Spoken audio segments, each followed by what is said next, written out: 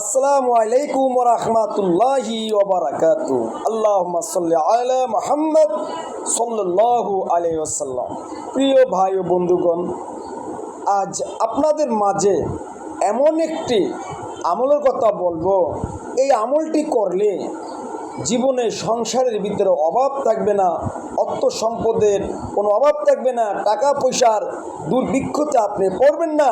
কিন্তু ভাই, এই আমলটি করতে হবে ইখলাসের সাথে, এবং এই আমল করতে হবে আল্লাহকে বিশ্বাস করে, রসুল সুন্নাহর উপরে আপনার জীবনকে বাস্তবায়ন করে।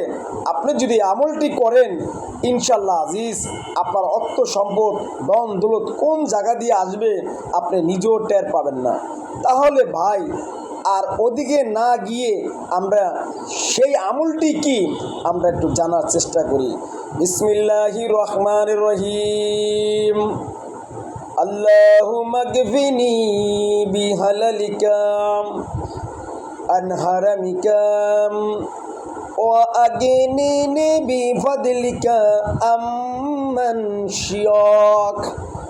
এই ছোট্ট একটি আমল আমরা সকাল বিকাল এবং পাঁচ ওয়াক্ত নামাজে এই আমলটি করার চেষ্টা করব, এবং যারা তাহাজ্জুদ সালাত আদায় করেন সুবহান রাব্বিল আলা পড়ার পরে এই আমলটি করবেন, আপনার অর্থ সম্পদ ধন দৌলতের কোনো কিছুর অভাব হবে না।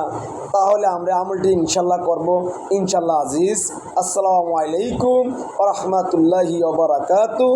আল্লাহুম্মা সাল্লি আলা মুহাম্মদ সাল্লাল্লাহু আলাইহি ওয়াসাল্লাম।